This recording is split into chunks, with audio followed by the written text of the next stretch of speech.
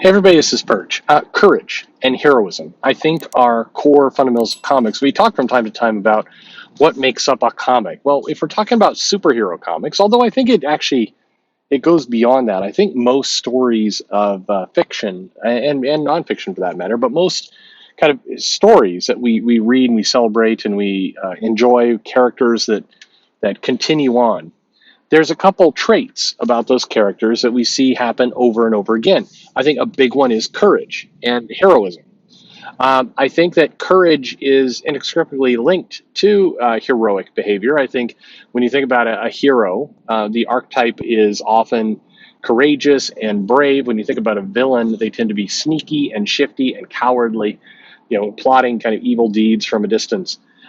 It is inherent in comics. If you look at kind of all the heroes, Marvel and DC, what's one kind of core attribute that we see over and over again? It's finding it within themselves to dig deep, be brave, be courageous, fight against impossible odds. How many stories have we seen where the heroes fly into battle, march into battle, run into battle, whatever it happens to be, and they know they logically they're going to lose. If you look at comics from even back in the 40s through, I would say, through the 90s, through the early aughts, this was pretty much a common theme. This is a story type that people went to over and over again. It was the hero who, was beaten, was tired, had been, run through the mill, but there's one more thing for them to do. All the way up to iconic images like Wolverine is down in the sewer looking up. He's just been basically beaten by the Hellfire Club, and the other X-Men are trapped and helpless upstairs. Wolverine looks up and goes, "Okay, you took your best shot. Now it's my turn." And it's this idea of you put me down, but I'm coming up. I'm going to find a way to win. You look at Crisis from DC. You look at a lot of those great Legion of Superhero stories. You look at kind of Batman through the years. You look at Captain America through the years. All of them, and there's that common thread of courage and heroism.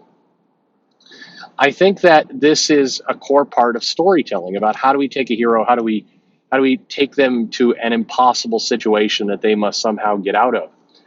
I think at some point in the aughts, there became this desire to subvert expectations. It's one of the reasons why I hate that phrase so much. And I think again, I place the blame. You can put it many places, but I think Joss Whedon started to do stories where you think the hero is going to have to dig deep to fight this big battle, but no, actually they're able to defeat the villain with no problem at all, super easy, barely an inconvenience. You see that happen, and for a few times it was kind of fun. It was a joke almost. It was I thought we were gearing up for a big battle, but no, the hero is clever, crafty, was able to easily defeat them. You saw this over and over again in Buffy, certainly in Firefly, in kind of those movies. You see it with the Avengers. You see these moments that come out that, like for example, it was a big laugh moment where in the first Avengers film, Loki confronts the Hulk and he's like, you brute, and the Hulk just basically picks him up and throws him around like a doll, easily discards them, and just kind of bounds off to go fight more kind of very disposable aliens.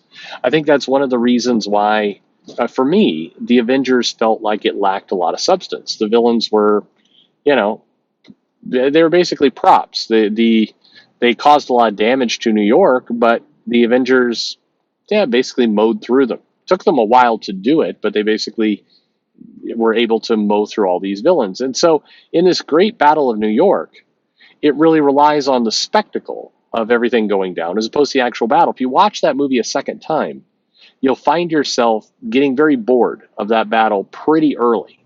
About I don't know, a quarter of the way through it, you're done because first of all, you know how it ends, of course, but you also just start to really notice that none of these characters are really doing any damage whatsoever. They're running around, they're on ships, they've got fly, but the Avengers just they basically take turns taking them out. There's never any real peril that's going on. The real peril comes with, is Iron Man going to get stuck on the other side of the space gate or not? That's the big peril.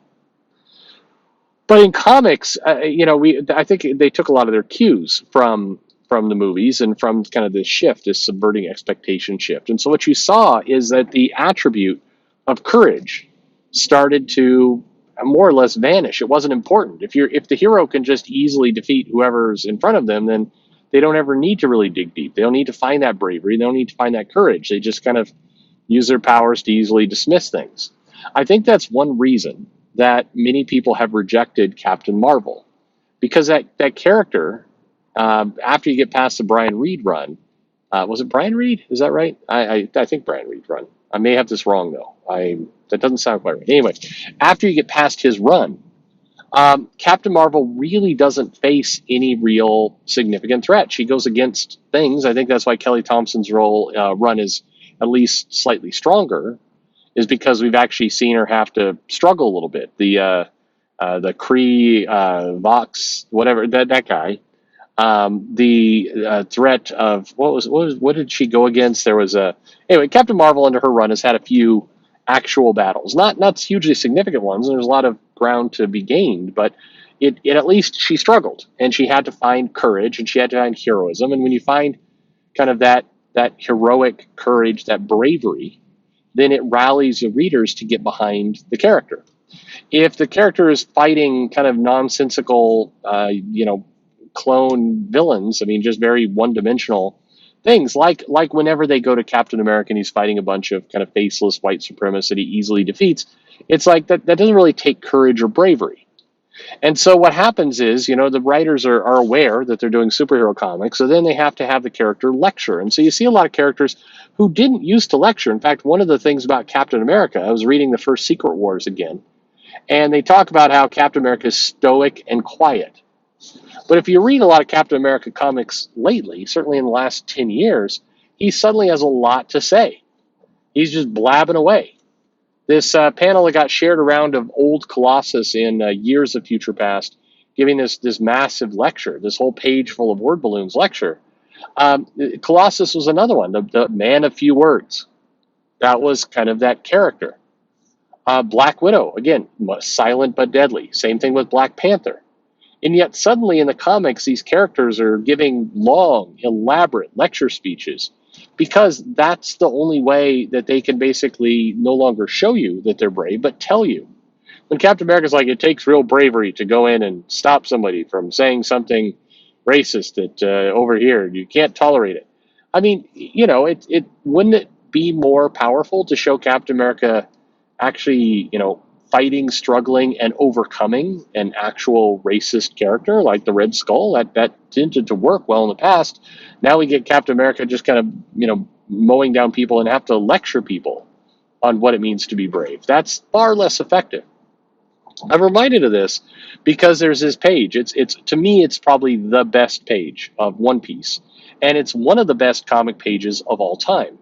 And so, spoilers, if you haven't watched the Marineford arc or read the Marineford arc, this is the character of Whitebeard, who's not even a main character. This is a influential father figure to Ace. It's a character that kind of has a reputation in that comic, but it's certainly not one of the main characters. Not even barely a supporting character. You'd seen almost none of Whitebeard before you get to Marineford. And they have this epic battle. I mean, again, one of the best. I mean, my God, if it's worth whatever you have to do to get through One Piece to get to Marineford. But this is this massive, massive battle of people with powers and just stuff across the board. And you see so many personality types. You see Ace, and you see kind of the heartbreak there, and you see Luffy and kind of his seriousness kind of rising to the occasion, and you do see Whitebeard, and you see Buggy, and you see all these different characters. You see Jimbei. It's just an incredible showcase of personalities and other things. But the powerful moment comes when Whitebeard basically suffers a fatal blow, fatal injury, and he is dying, and in fact he dies on his feet. I mean, it's very, very manga-like. I mean, these situations that are not really possible, but basically they show this sequence, and it goes into kind of the heroism, the bravery of the character. And so you get this panel where the character Whitebeard has died standing up. And the line goes, even in death, even with half his face gone, he would never fall. He will forever be remembered as a monster for the way he destroyed his enemies that day. In this one battle alone, he suffered 267 sword wounds, was struck by 152 bullets and 46 cannon blasts. And yet, neither that mighty body nor his pirate's pride suffered even one coward's wound. And what they do is they show you his back, and his back is completely untouched. No scars, no nothing.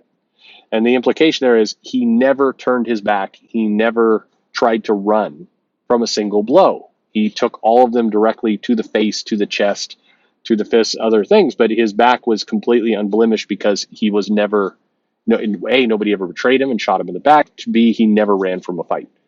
And it's one page, but it sums up this heroic moment, this true nature of heroism. And it's amazing that in one page you're able to capture the spirit of a hero, the spirit of bravery, for a character that, again, is not a main character in that comic, not even close.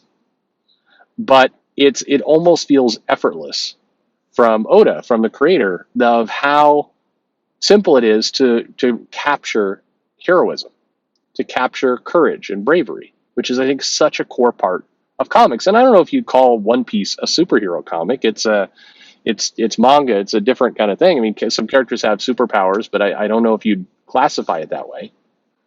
But if I can think of, we talk about the kind of missing elements. I've talked about the deterioration of villains, which I think goes hand in hand with this a little bit. This is one of those other core fundamental things. Bravery and courage is absolutely one of the key things that, when it's gone, you really miss it. It deteriorates the whole story. Look at the stuff that Pixar has put out. What's one of the core attributes that you see in almost all their movies, whether it's Luca, that's new, whether it's Finding Nemo, whether it's Toy Story? It's bravery. It's these characters being courageous. It's whether it's Woody has to go save his friend and make up for a wrong he did, whether it's Nemo's father trying to travel this thing and fight back his fear, whether it's in this new movie Luca, which is quite a good little film. It's basically the fear of the unknown, of the Earth dweller land and everything else. It's so powerful. And I think about comics, I think about what writers can do. I've been watching some of these classes, Scott Snyder's classes, and some of the other newsletters that have come out. And I wish there'd be more. People need to hit on some of these basic fundamentals that I think used to be so effortless and now, by and large, are gone. People took subverting expectations too far. They've removed the courage. Anyway, that's my theory. Let me know what you think in the comments below, and thanks for listening.